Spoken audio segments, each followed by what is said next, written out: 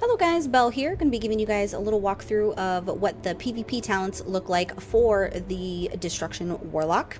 Now, if you're wanting some more information on how PvP is going to work and all the things you need to know about it, please see the video by clicking on the card here to the top right and watching that video in case you haven't had a chance to get an in-depth look at what PvP is going to look like in Legion.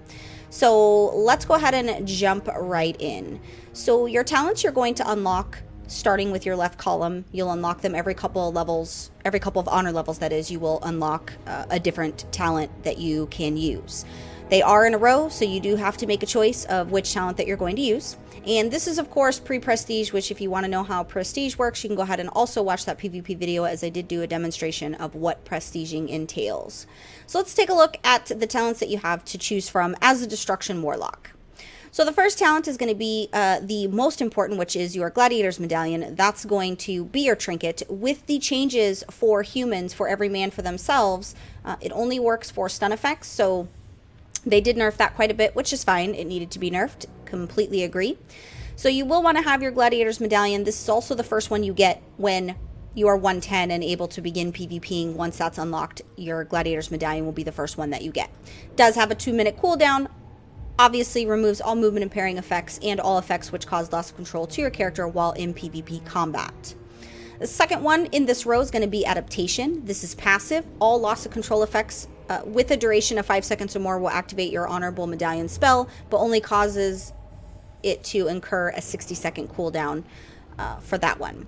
The last one in this set is going to be Relentless. This does replace the Honorable Medallion. It is a passive. Duration of incoming crowd control effects reduced by 25%. So this is going to be interesting to see what people choose. Me specifically, I haven't really played around. The third one kind of seems like it might be more useful because it does reduce the effects by 25%, and I'm thinking since it reduces it all over and this has a 2-minute cooldown, this might be something that's more useful in certain situations, maybe on a not so much in arena, since you really need to be able to control when you can use your cooldown, your defensive. So probably more for RBGs or battlegrounds in that regard, but definitely worth checking out and possibly testing. For your second row here, the first one you have Train of Thought. This is a passive. Damage increased by 15%. Being attacked will cancel this effect for 8 seconds. You also have Mind Quickness. This is passive. Increases haste by 6%. Then you have Initiation. This is also a passive ability. Critical Strike. Critical chance of your damaging abilities and attacks increased by 30% on targets at or above 80% health. For your third row here, you have the Curse of Tongues. This is an instant ability. It's on a 15-second cooldown. It forces the target to speak in Demonic, increasing the casting time of all spells by 30% for 10 seconds. I have this one selected because this is what I've been using, and I've actually quite enjoyed leveraging this in Battlegrounds. So definitely been a fun one to be able to use. The second one is going to be the Curse of Weakness. This is an instant ability. It does have a small 20-second cooldown. It reduces the target's physical damage dealt by 25% for 10 seconds. Played around with this a little bit. I did find it to be useful in some situations, but I definitely preferred the Curse of Tongues just because it was more fun. The last one is going to be the Curse of Fragility. This is an instant ability. It's on a 45-second cooldown. Reduces the target's maximum health by 20% for 10 seconds. I'm sure some of you Warlocks out there might find use for this. Me personally, I am just going to stick with Curse of Tongues for a while and then kind of probably swap back and forth between the Curse of Weakness on occasion as I feel like it, if I feel like it's needed. For the next row, we have Essence Drain. This is a passive ability. Whenever you heal yourself with Drain Life, the enemy target deals 10% reduced damage to you for 6 seconds. This can stack up to 5 times. This is what I've chosen only because I didn't prefer the other 2 talents in this set. The second one's going to be your Casting Circle. This is a really small cast time, and it's a 30-second cooldown. Summon a casting circle for 10 seconds. While within the casting circle, you are immune to silences and interrupts. The limit is 1.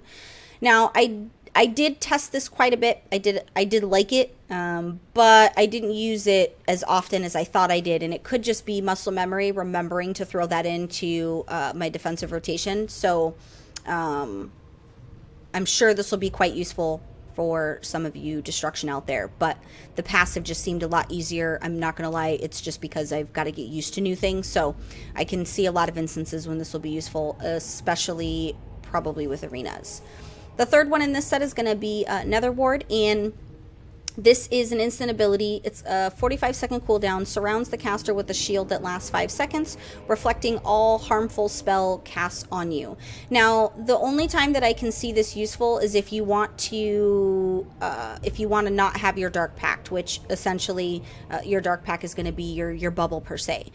Because with that new talent set for you having to choose between your demonic circle, which sometimes can save your life, especially in arenas, you might want to choose to leverage the Nether Ward over your having to have your Dark Pact, because it could essentially replace that, at least for that moment. It only lasts 5 seconds, but sometimes that can be a make or break in a healer healing you, or your melee getting on that target that's trying to attack you so that you can survive. But it is a good option if you don't want to necessarily take the Dark Pack and you want the demonic circle and you're like, great, now I don't have a bubble. I think you could definitely leverage this specific talent to be able to use for that once you've acquired it. So probably a really good option for that. I haven't really tested it. I will test it when I do the guide videos. I won't be doing the guide videos for PvP until after Legion is live, because there's so much change. So there's that. Now for the next set, you have Incineration. This is passive. Incinerate refreshes the duration of your Immolate, which is awesome, especially in an RBG setting when you are damaging multiple targets. So good if you have Immolate dropped on a couple of targets and you're wanting to use your Incinerate. With the changes made to Fire and Brimstone, the Incinerate is now an AoE. So definitely probably worth looking into to use that. I'll leave that to you guys and your good judgment, but pretty awesome still. The Fell Fissure, this is passive. Chaos Bolt creates an eruption of fell fire under the target, dealing shadow damage every 1 second.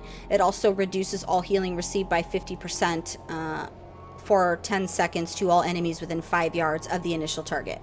I gotta be honest with you, this is what I've been using just because it seems slightly overpowered as a talent. I'm not gonna lie, especially when you're damaging multiple targets in RBGs. So I definitely think that this is the reason I chose this, is just because it's just kind of OP all around the board as far as the specific talent set.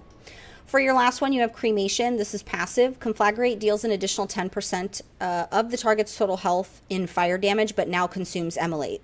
I haven't really tested to see if this is something that's going to be viable in my preference for my gameplay, but I definitely think it's worth testing out for those of you interested. For your final set here, you have Burning Legion. The cooldown of Summon Infernal is reduced by 2 minutes, but the duration is reduced by 10 seconds. In addition, Summon Infernal can now be used in Arena. I can definitely see why this might be useful, since your Infernal is essentially your AoE demon. I don't really know that I haven't tested enough in an arena situation to know if it's something that's going to be viable over, say, Firestone, which is an instant ability on a 45-second cooldown. This restores 2 soul shards and increases your spell critical strike chance by 100% for 7 seconds.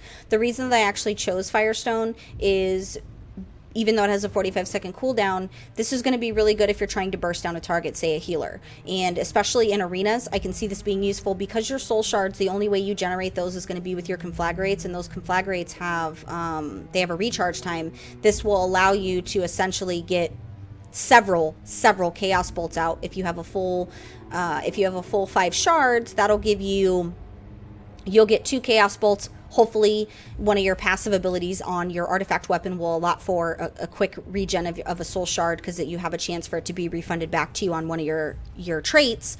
That'll give you 3 chaos bolts plus a 4th chaos bolt, and combined with your havoc, since the havoc changes are so overpowered now that you can essentially kill 2 targets with your 3 chaos bolts. So a perfectly timed fear, perfectly positioned havoc, and 3, getting your full shards, and you leveraging your Firestone here for an extra chaos bolt. Definitely worth if you line it up correctly. It does take a little bit of practice putting that into your rotation, but I have to be honest with you, I've seen amazing results, and I've effectively been able to kill 2 targets at once with that.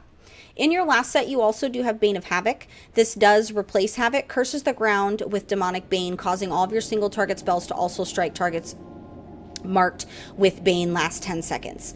I will be honest, I haven't played around a lot with it just because I really, really appreciated the extra soul shards from Firestone, but this is like the second change they've actually made to Bane of Havoc. It was a little bit different when Alpha happened. So probably going to give this a little test to see how it is. I really, really like Havoc the way that it is now, especially with there being no cooldown. It lasts for 20 seconds. You literally, that's 2 chaos bolts for days, and it's full damage with its crit. So you can't really be mad about the Havoc changes as a Warlock. And I can see some instances when you might prefer the Bane of Havoc, but for now, instead of the Bane of Havoc, I'm actually just going to stick with Firestone. But that's going to be your talents as they are set up. Make sure you guys check out the Legion PvP video if you have not had a chance. If you have any questions on destruction in PvP, feel free to comment on the video.